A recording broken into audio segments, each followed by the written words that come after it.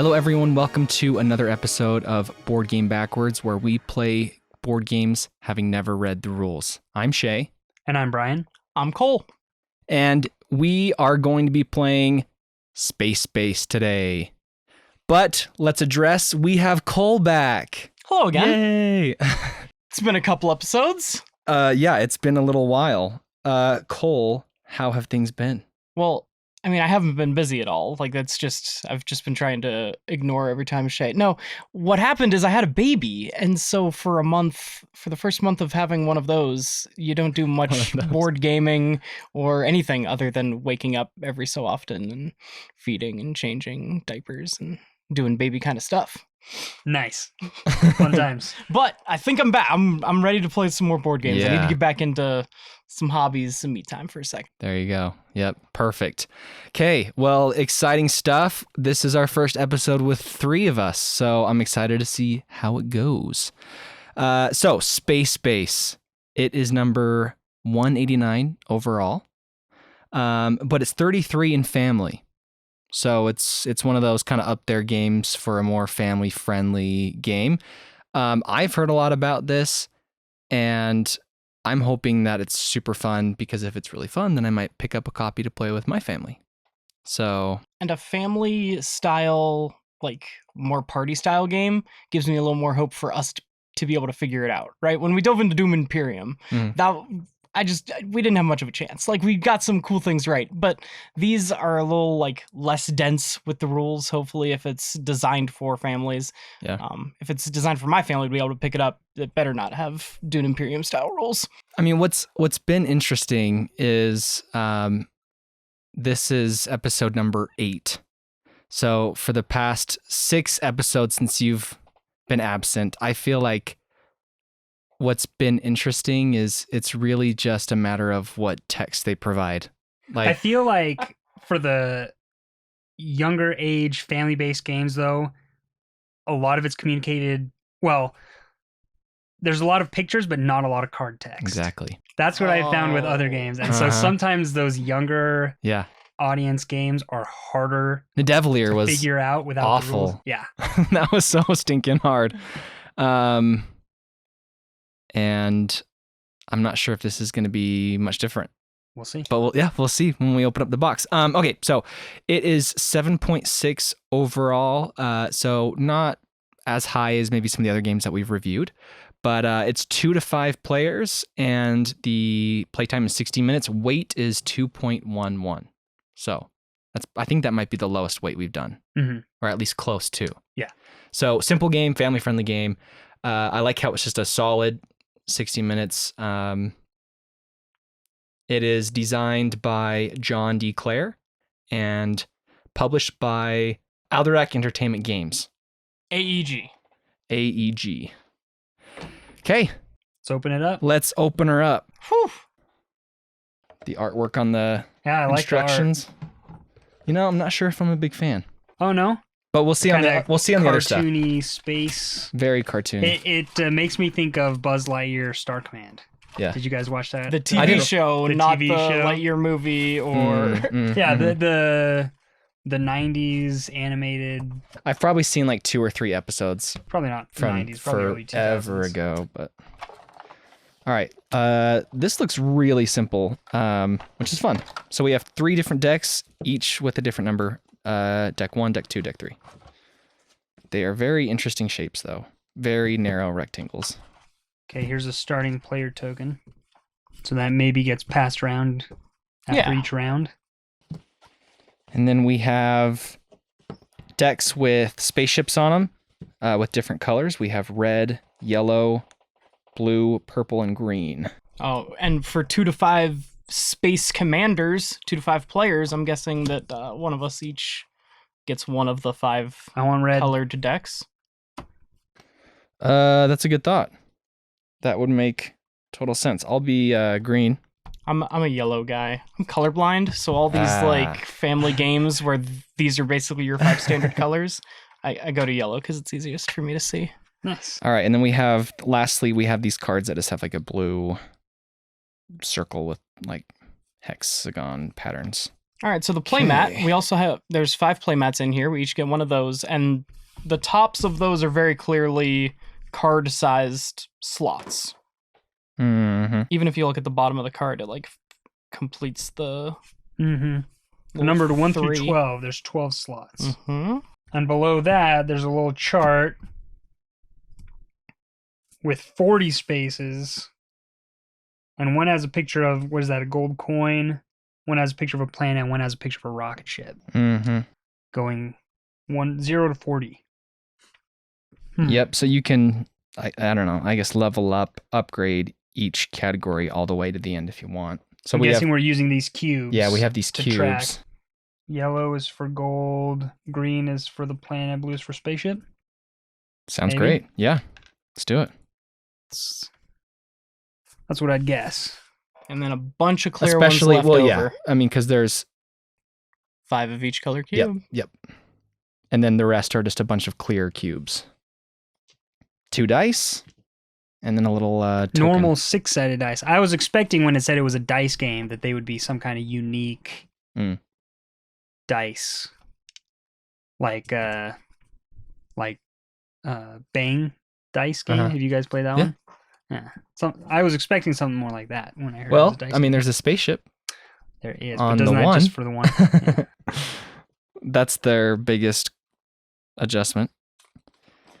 Okay, well let's take a look at some of our cards here. Now the cards are numbered 1 through 12. Mm-hmm. So that's one for each slot.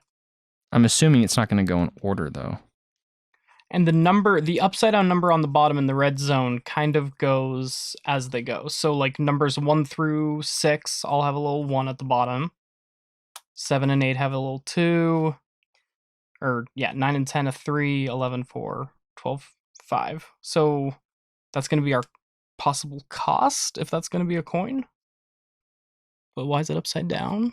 I mean, yeah, it seems like the upside down is for other players. So that you can But- see my Right. Hmm. Like if we put it facing us on our player mat, then you can easily see the cost. Mm.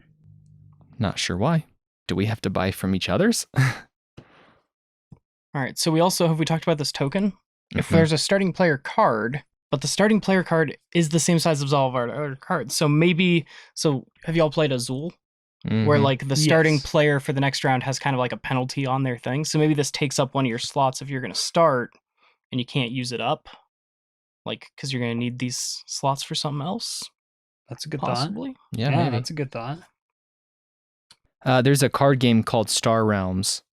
You can actually just play it for free on the App Store too. But Nice. the cards are kind of very similar.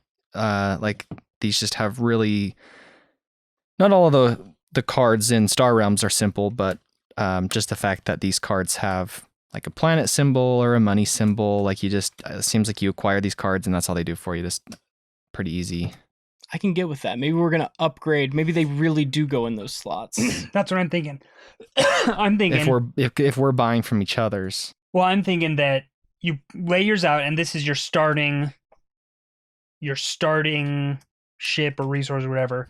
Because each turn you're going to roll the dice, and whatever you roll activates that number. Oh, sure. like, 1 to I'd get- 12, those are the options I for get a 3, six-sided and die. then as you go through the game, you buy different cards. So here's one that goes in slot 7.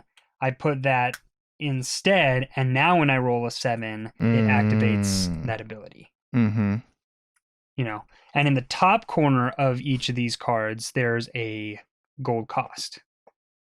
So Right. so every time you get resources, you track it down here, Mm-hmm. And your then you spend it. accumulation and spending, Right. and then you you buy cards to upgrade your ship slots, and that's how the Yeah. game goes. Yeah. And then you roll the dice, and the idea is that you're wanting to maximize your efficacy of the dice rolls to achieve your objective, which is Get the getting blue one the to highest? space. I don't know. One thing I'm wondering too is that This one Says place one charge anywhere. What's a charge? Is that what these silver cubes are? Silver cubes are a charge? I don't know. Maybe. That's the first time I've seen that. I don't know what charges would do. See what we said, Cole? Easy game, no text, 'Cause it's easy. No text and you're just stumped. It is a very, very easy looking game. Ridiculously easy looking game. Oh, yeah. I feel like you could probably teach this game in about 5 minutes. I'm really stumped about that planet. I'm not getting anything on what that's supposed to be. Yeah, I have no idea what that's used for. It doesn't look like it's any card cost at all. Nope. We have the money to buy cards. We have the ship to win. And then there's planet. Oh, claim. What's that top one? Claim one level 2 card and one level 1 card. And is that a level? This is level 3. So the decks So- are still going to be in play. So we're not going to run out, is what it sounds like. Like we can move Well, over to the other decks. Yeah, it sounds like all the decks. Maybe the deck are is just active all the indicating its time. cost level. Because how much are the level 3 cards Like 12 to Pricier. 15. versus the level 1s are... Twos are like 7 to 9. Ones, But yeah. With each deck, are there a certain number that are flipped over? Can we That's see what I'm them? kind of wondering Like is... Because there's the deck. what's and the then point there's, of like, having all this money if we 5 can't flipped purchase over? cards? Mm-hmm. And it'd be a bummer Maybe if you just picked a 4? random one, right? But I guess if you're rolling 2 dice, when do you ever roll 1? Do you just get to pick whether you're rolling 1 or 2 Oh, dice? Yeah. I didn't think about the 1 slot, If you're rolling 2 dice, you're never gonna roll 1. right? Or I suppose it could be. you know yeah, what? If you A wanna... 1 through a 6 becomes much more likely if you have the option to just take That's what, one right, that's what he was saying. die. Mhm. Uh-huh, Yeah. uh-huh. If we can just choose, I'm going to roll 1 this time.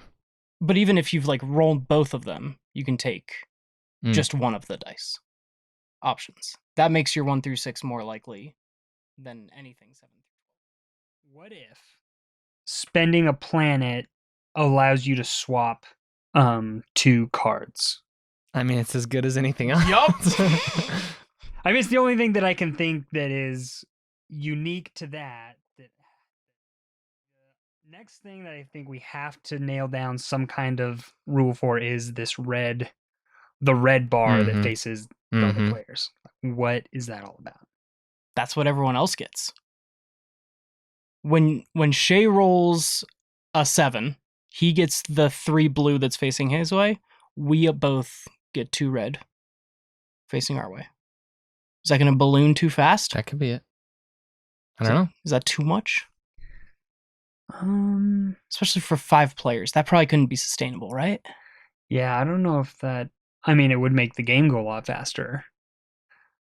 I'm thinking it's either that Yeah, I'm or not on your sure. turn when you roll the dice, if you don't like what you've got, you can take the red of somebody of one other person. Yeah, that's a little. Yeah, I thought about that. Could be. I mean, especially if someone else upgrades their 7, you haven't. You roll a 7. I'm gonna take theirs. Okay, who's going first? Cole. Starting player. All right, let's roll. I'll roll 2 dice. Get the 7. 7, so I get 3 coin. 7 as 7. well. Okay. 7's the 1, 2, most 3, common. And I'm going to. That's not even an upgrade. Is there any benefit to buying something if it doesn't? Well, I mean, that one gives you Yeah, that one gives extra. you but this one, I'm looking at this one, like, there's never a reason to buy that.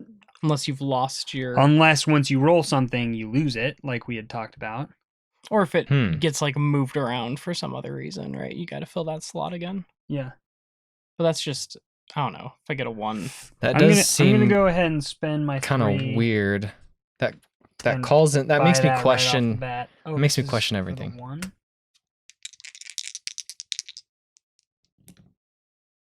4. I get 1 measly coin. Wah, wah. That's 1 more than I have. I don't have any money. there's got to be Yeah, after you spent it. There's got to be Mm. something to the fact that the 1 through 6 are all 1s to start off with, and there's 6 sides to a die. Like, I'm not sure. all right, I'll take a planet. In fact, wait. instead of taking a planet, because I'm not convinced we know what that is, I'm going to try taking Shay's Niner, which is 3 more coins for me. Brings it to Nice. 6. And I'm going to save. I'm going to save them up one more time. And I got 8, which gives me delicious 3 coins. Everything's delicious to you. Now hold up. I can spend 2 coins to get 7 on a 10. I mean, that sounds pretty good. I'm gonna do it. 7 what? 7 money. Coins. 10. So I can either get a planet, or I can get 5 coins. Psh, you know what I'm doing. Money. Money. I want the gold. Give So me the gold. I have 9. 10. Jackpot, Whoa, baby. 7. 7. And I got double, so I get to go again. Yeah, right. Right? No. Right? That's how. Yeah. No, No. What? Come no, on. No. Come on. No. Jealous. Let's go with the 4 slot 3 coiner. And I have 4. Do I want to buy something else? You can only buy one thing per turn. It's like you're making up the rules as we go along. We're all making up the rules as we go No. along. I think if you can pay for it, you can buy as many cards as you want. Cool. Tiebreaker. Cole, what do you think? I feel like because we haven't seen a card that specifies number of buys, that you should be able to buy as many as you want. All right. Overruled. All right. All right. And with my 10 coin, I'm going to be bold and daring. I don't think you are. Yeah, I'm not. I'm not. All right, your turn. Nothing. That was So I just look bold. at those. I could put something in the 1 slot, which is stupid. worthless if you're rolling 2 dice, which I've already done that. I've already made that mistake. Maybe you roll the dice, rolled- whatever number it lands on, that's the one you move in the direction of the arrow. Do I move it once? Do I move it wherever I want? Once. Like just 1 slot over? And as far as a procedural thing, as Brian's been getting new cards, he's been just replacing them. This would be an opportunity where if this card is going to be the one that moves, it uncovers what was below it. Hmm. But we also don't know if that's Yeah, how it's going to work. Well, why not? Why don't I'll just do that. So move your So- 7 slot. I move my 7 over to the right and cover, or do I swap? There was another one that had a pretty clear swap looking thing. Mm-hmm. But I Okay, also feel like you used this, and so you charge maybe. in the red of mine. So now it can only be used 1 more time by another player? Me and Cole tied, and you were left in the dust. Well, I was playing for the long game. I had a strategy, Okay. and we just... We'll save the long He was game for the building the real engine. play. Okay. For the real play. Yeah, baby. All right. So let's read the rules. So It's a really far, I thick- like the concept of what we had going on, but I feel like there was some things missing. This field manual is very thick. for Yeah, what that's a lot seems to bigger than be you'd expect. a very simple game. The goal is when any player reaches 40 victory points. Ayo. Nailed it. So yellow is credit. Green is income. Income. Yeah. Yeah. You get that per turn. It's like in I don't know about terraforming Mars, but in the Ares expedition, you have little income tracker that increases your income each round. Yep. I like that way better. And then Although of course blue's victory I points. do like the idea of swapping slots. Okay. Of course, we got the cost indicator right, the sector number right. After a player rolls the dice on their turn, everyone else, so the passive players, will also independently decide to allocate the rolled dice to gain rewards for their board. Like in Machikoro. I should have known. When you buy a new ship, the old card already in that sector gets deployed under your board so that its deployed reward can be seen. Okay. Okay. This is already way better. Let's Yeah. just play again with what we know right now. So on your turn, you roll the dice, you allocate the dice, you choose to use either the sum or the individual values. Hey, I said that. Suck it, Brian. Wait, you said what? You can either use the sum or the individual value. So Oh, I you I can? could take a 1 or a 4 or a 5 Interesting. because it's got to even out the balance. Does that go for us as well? That's a good question. I was wondering that. Do the opponents also get to choose? It doesn't say, but it'll probably say later. It's probably what I chose to do. So if I'm taking the 5, you all get your passive 5. It'll definitely get into detail. I know We'll there's a get there, page on it. Cole. Okay. We're still in Hold the your You're right horses, about we're one making up thing, rules, man. and all of a sudden you think you got everything figured out. Just because okay? we make Just up hold rules on. doesn't mean we need to make up rules every time we learn a new rule. Yeah.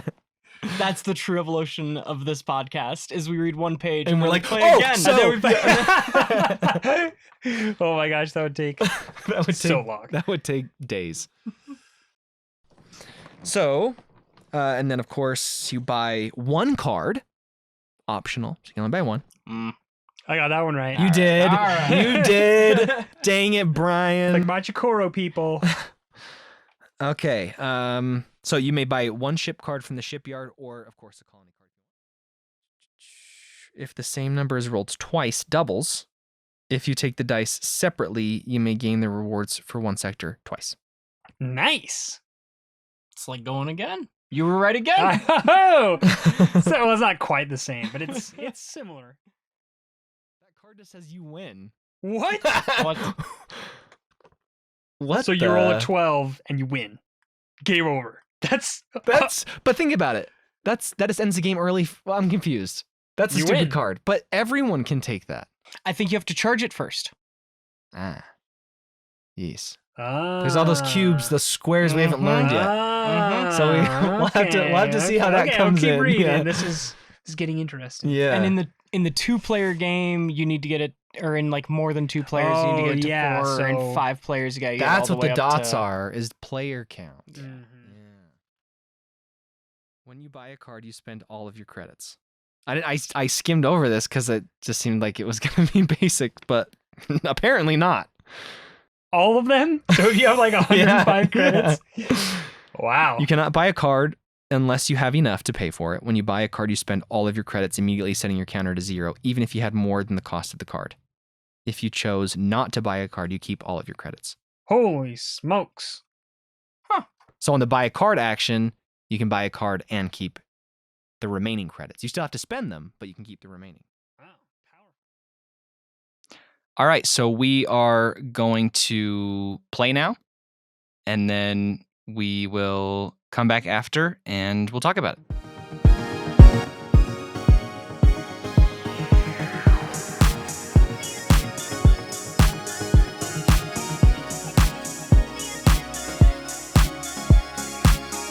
All right, everyone, we're back. And I wrecked him. Let's clarify. He got 0 points. 0. 0 rocket points, and yet I won. You're hearing me correct, okay? I got the card that says you win if you get 4, what are these things? charges. Charges on it? Yep, I did that. Also, if we were like logging this in any of those like board game trackers, it would have said Shay winner, and then 0 Brian points. 13 points, Cole 8 points. Like that'd be the biggest skunk. have in this game. and that's exactly what I'm going to do. Yes. So, Cole, let's start with you. What'd you think? Good engine building.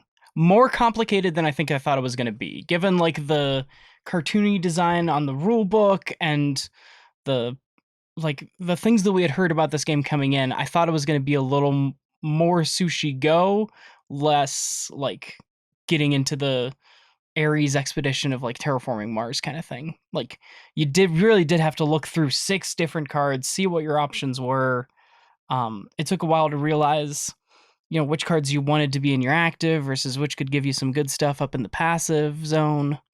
But good game. Brian? I liked it.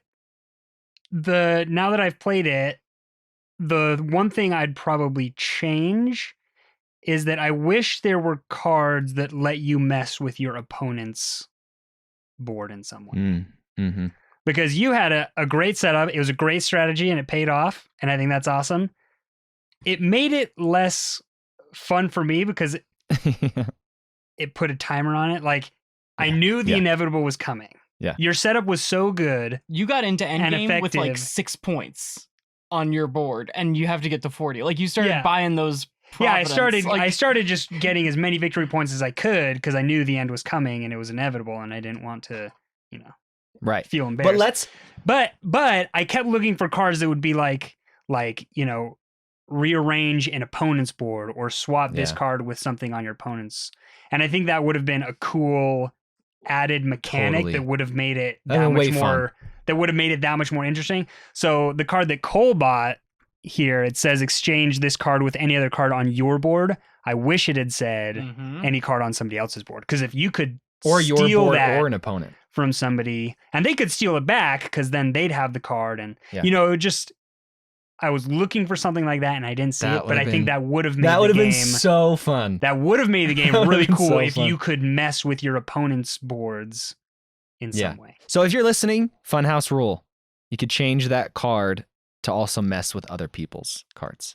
Like any swap card, like swap 4 and a 6. Yeah. You could swap someone else's if Yeah, you and didn't you want to do could it yourself. you could make that a house rule. It'd be fun. But But disregard what happened and just look at the game. the game as a whole, I thought it was good. It feels a lot like Machikoro to me, for anybody who's played that. It has a very similar feel where you're rolling the dice, you're accumulating resources, and the goal is to get, enough resources and start steamrolling to the point where you can achieve victory. And so mechanically it felt very similar, but I did like some of the unique ways that this one's played. Yeah. I mean, I thought it was a really good game. I think if I were to play it again, I'd probably take the you win card out of it. Just because It's a little silly. it's a great strategy and it paid off. I don't have anything against what you did. I just feel like And it's not totally broken, because I don't think a 12 came up for any of us that entire time that we were playing. That's true. And so it would have. right. That's true. And But there are so many ways you can get around it. Not just with these, you roll a number and you can go the next number up, but the numbers where you can cash it in on anybody's turn. my card, exchanging this Yeah, card with another yours- card, it starts on a 9. Uh-huh. There's another thing where you can exchange 4 and 9. So you ding that down to 4, and then all of a sudden you move that up to your 12, and then anytime you get a 4 as one of your dice, Uh-huh. then you get to put a little Get your, like, charge 12 on card. and get going. Yeah, exactly. True. So there's ways to So- manipulate it. right. There are ways of manipulating it. So it And- might be and too in- OP. And in one sense, it makes it fun because then you're really concerned about manipulating the board and things. But on the other hand, since there's no way for other players to get it away from you once you have it, or there's no way Mhm, to, mhm. I don't know. Is there a? I Can we feel like dig it through the it threes? changes Is there the a second one goal. of those? It changes the goal enough I wonder if this says anything. that I feel like at that point you're almost playing a different game. Like you're not after the victory points. It doesn't even matter to you. Whereas everybody else is, I don't know. But also, like, I mean, we do this podcast not knowing the rules, right? The first time we play it, but Uh-huh. so you have to have kind of a base knowledge of games. So credit to Shay, where the first cards he ever grabbed were the ones where you're building the escalator that takes you to a goal. Like, Uh-huh. I think I only saw on my turn one of those because I go after Shay. Anytime one was available, he gobbled it up, and he happened to get them in the row going in the right direction. It was a But, great like, strategy. He, Yeah, he it was saw a that great as a winning strategy, and he Uh-huh. hit it Right, early. and it's No, not- it was great. and it's not before like he I even was- knew that it was going to be the win. Right. Well, it's not like I was ever necessarily anticipating Yeah. getting the you win, Yeah. but I did see getting all those arrows just boosting me to 12 Yeah. as a It solid. was It's a gonna be great something. strategy. Mhm. Excellent strategy. Yeah. Because I mean, I don't there, have there anything are, against the strategy. think about it though. There's this card right here, 9 victory points. So I could Yeah. have just been getting 9, 9, 9. I still would have shot up Yeah. Mhm. Yeah. way faster than spending a bunch of money on getting the whatever these other cards are called. Yeah. Yeah. for the points. Yeah, no, it was a great strategy. So it did end faster with the U win, but even taking the U win out, this strategy really would have been hard to beat. Yeah. Yeah. So like if I guess going off of that, just my final comment about this. I don't know because I've only played the game once, but is that strategy so good that it couldn't be beat? Because I feel like with Machikoro, there's a certain way to play it where if you play it this way every single time, you have like a way higher likelihood to play or to win, but it makes the game less fun. It makes it so that, there's so many possibilities of what you could do, but if you limit yourself to just a handful of things, you're more likely to win. Is it such a good strategy and it's so unbeatable that every time you play this game, you find yourself doing the same things over and over? Does it make it less fun? Does it make it less? Yeah, that's the question I would have. The escalator to victory seems like the meta for this game. And like Catan gets a bad rap in the board game community by anyone that's played anything more complicated than Catan because it's like a very good gateway. But like the thing that drew me to Catan the very first time I played it is that it seemed like there were so many ways to potentially win. You could go for the I've dev seen people cards, win you could go for the longest road. You on could the most ridiculous setups you've ever seen. Right. And all because of their strategy. There's not one that is always better. You really have to play the way it's dealt to you. Whereas this one, it seems like grabbing those move one way or the others. You got to grab those immediately because that's how you get somewhere. Well, I'm not saying that that's the best strategy. Like I said, I've only played the game once, but that's my thought. Mm-hmm. It's like, if you've played enough that this is the best strategy, then does the game get really boring really fast because you just know how to beat the game? Right. And it's... I mean, but what I think about though is if you are a novice who plays someone that's really good at chess, you're going to get wrecked. Oh, yeah. But if you pit up two really good chess players, then someone might have this strategy in mind, but then the moment that this other person can kind of see that, they tweak it, and now they have to re-strategize. And so it's this constant re-implementing strategy over and over again, new different ways, because they're constantly changing as well. So I wonder if the same thing could happen. Like the moment that someone were to get one of these cards, one of these arrow cards, and another one pops up, your thought might be, I'm going to take that card because I don't want them to have it. So then maybe you eliminate that strategy and then another one comes up. Maybe, it's these dice boosts. So you think, well, I don't want someone to have too many of those. And so you're always constantly trying to, maybe sometimes you have to forego spending your 14 points on a good card and instead you're buying a cheap card just to keep it balanced. Just you not having 4 of them in a row would make it a wildly different game. Yes. So right. All I would have to do is just take one of these out and the escalator is broken. Yeah. Yeah, maybe we really did just fall into a really weird luck scenario where you grabbed them early and then you also like had them drawn for you ready to grab in the right order. Like you went almost 11, 10, 9 and then 8. Like so you had it building up to 12 without a break in your system. Mm-hmm. What a unique first play. Yeah. So game. crazy that worked out so well the first time we ever played it. Yeah. It's a great strategy and it's a winning strategy. Right. I'm just wondering, those are just the thoughts. Oh, going on in my head. totally. Yeah. But I would say like if this was like an entirely different game and my setup was very similar to yours and we just battled it out until one of us got to 40, the first thing that I can see with this game is we mentioned when we played the Castles of Burgundy last week, we felt that lack of intensity, that lack of edge of your seat. That's here, 100%. I can see it because say you're at 30 and your neighbor is at 24 and you're like, I'm trying to gun for it, but your neighbor is thinking all these different steps ahead. Like, can I pull it off? Can I boost? I mean, think about what you just did. You were able to take cooldown 3 and you gave yourself, I think 3 or something. Mm-hmm. And so it was a huge 6-point swing. Yeah.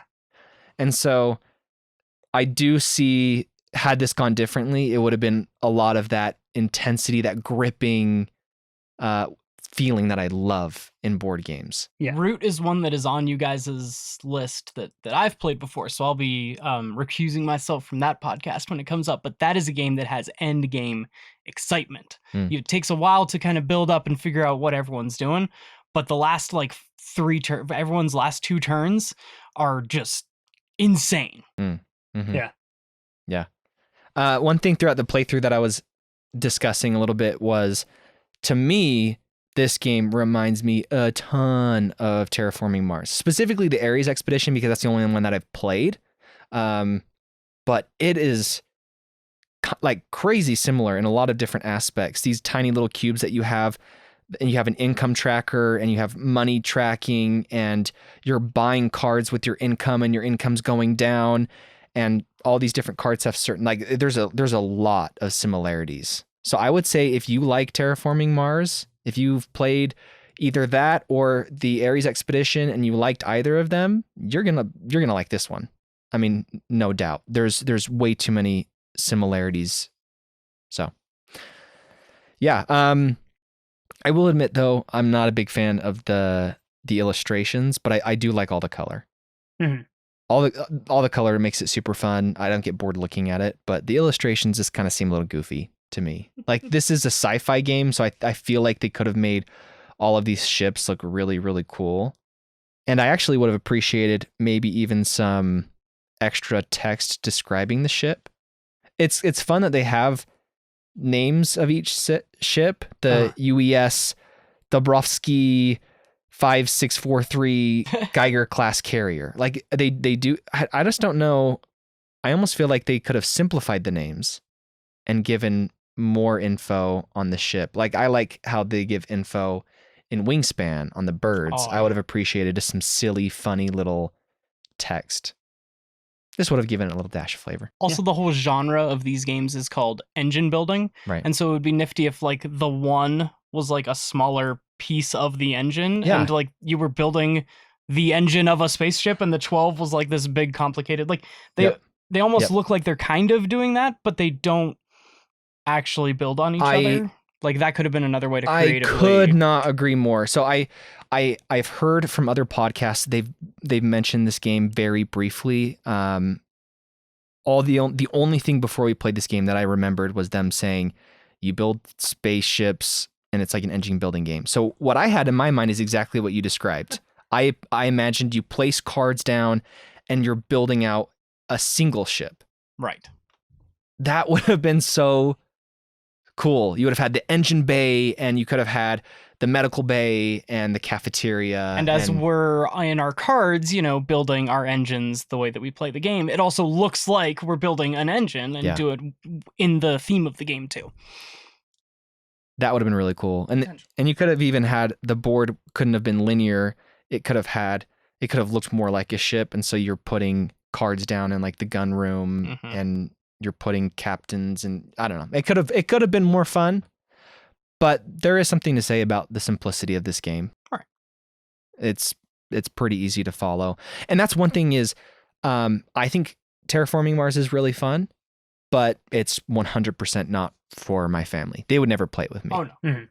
Mm-hmm. But this game, it's much simpler than even the Ares Expedition.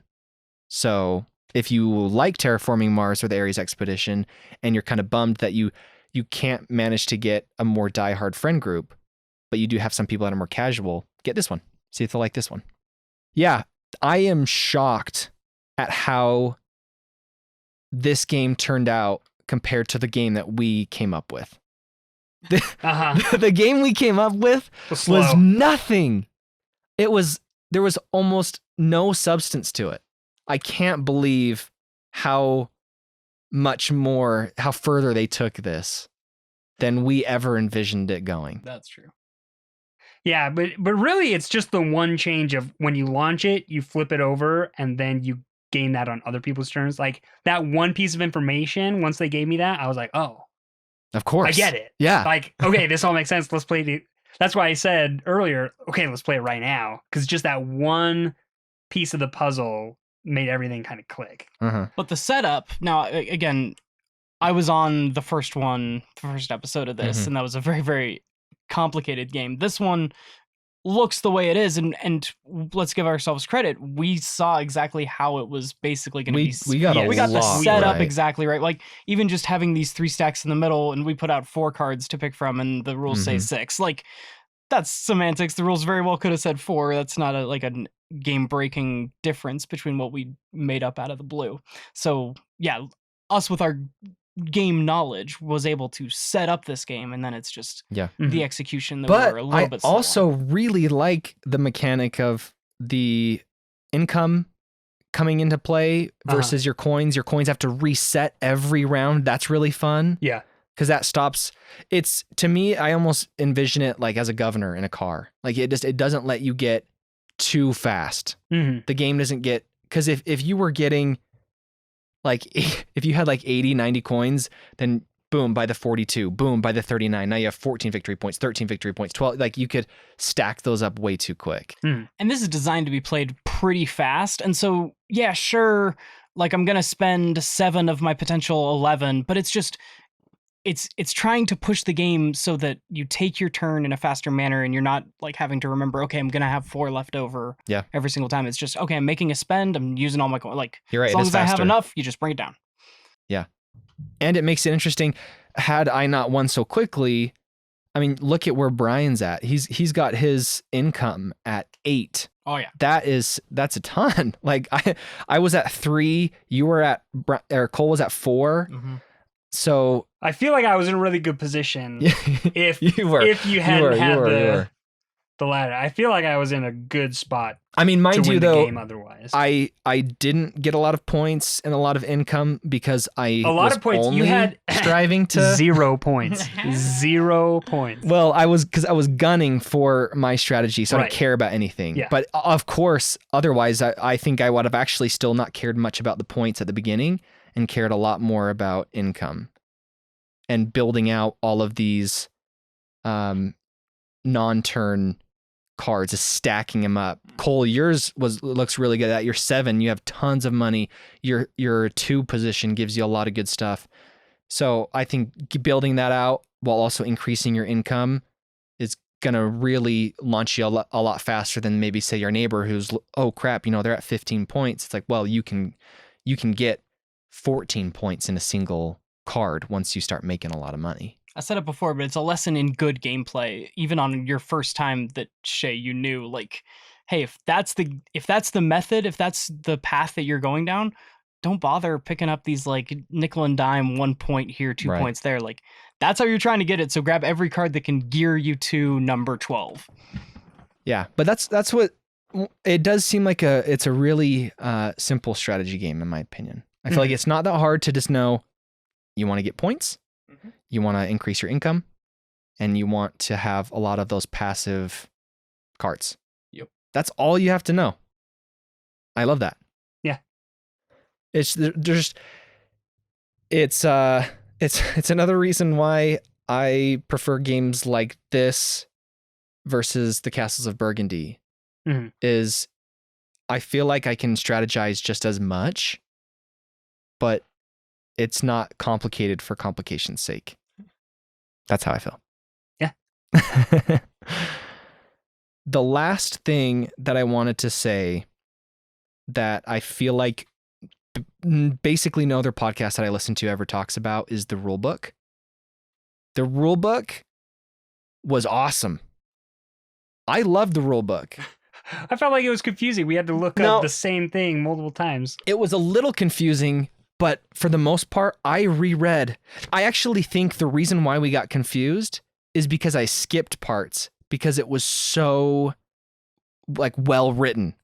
And like it was thorough. It was so thorough. It repeated over and over again in kind of a different way the rules. And so I kind of, would get to a section that talks about a certain thing and, oh, I get that. And I would kind of skip and gloss over it. And then later on, wait, what? And then we have to go back. But I was kind of really surprised. If you just read it like a book, I can't imagine you're going to have too much confusion. Like I was just impressed that they really sought after explaining everything as best as they could the order of their explanations I really liked, and I liked how at the beginning, before they even got into the setup, they explained the game a little bit and how it works and how you're going to win and some of the different mechanics of the game. Yeah. I really I liked that. I haven't seen that actually much at all in a rule book. So I think for a family game, go for it. You're not going to have a hard time understanding it. I don't know if I imagine seeing it as like little kids playing it, but I don't know. What do you think? Little kid? What do you mean little kids? Like what age do you think would be appropriate for this game? I'd probably say around 8. Cole, any thoughts? Just because there's a lot to think about and keep track of, and if people that are experienced, I feel like it's gonna go pretty quick. One person rolls, and then even when it's not your turn, you're looking at their roll, trying to decide what resources to get. You're counting them up, and so if you're playing with a kid, younger than 7 or 8, who's not good at adding and subtracting rapidly and doing all that stuff, thinking. You also have to throughout the whole, everybody's turn. I think it might be. You got to be 2 steps hard. ahead in these like deck builder or engine builders. I think it's probably got to be about 12, because anything under that, you need a little more randomness so that they can. There's no way if like the 3 of us added in an 8-year-old, we could play this 100 times and they just would never win. Whereas like a game like Catan or even down to like Risk or Monopoly or whatever, like you play with an 8-year-old and they will accidentally win and that makes them feel good.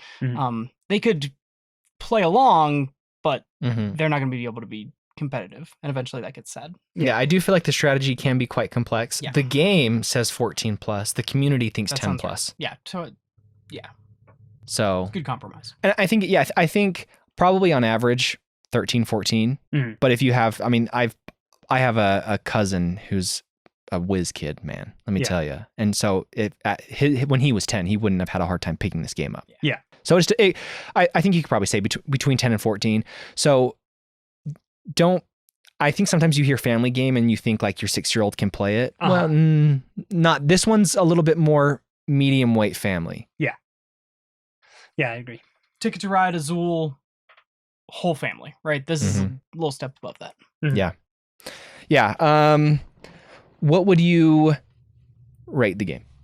I think a 7's fair. The community said it was like a 7.5. I think it was like 7.6. Something like that. I think 7's fair. 7? Okay. I'm right around there. I mean, it's not, a top tier game for me. But it's by no means a bad game or uninteresting game. So I think, between 6 and 7, I think it's good. Yeah. I think I'd say like 7.5. So yeah, right along there with the community. Yeah. I think it depends on the mood that I'm in. Whether I'm in, like, I want something that's a lot more strategy heavy versus kind of just having fun. Like I said in our review of Quacks, I rated that a little bit higher. And I think that game's it's kind of kooky and fun. And I think you just can have fun with it versus this one seems a little bit more strategic. So yeah, but I think 7.5. Yeah. Sweet. All right, everyone. Well, thanks so much for joining us. We definitely had a good time playing the game. If you want to watch the playthrough, you can subscribe on Spotify or head on over to our Patreon. And please don't hesitate to leave a review, message us on Discord, wherever it is that you can find us. Hit us up. We'd love to engage with you. If you want to have a say in what game we play next, you can participate in the weekly poll on Patreon as well. So thanks again. We hope to see you all next week. Bye. Bye.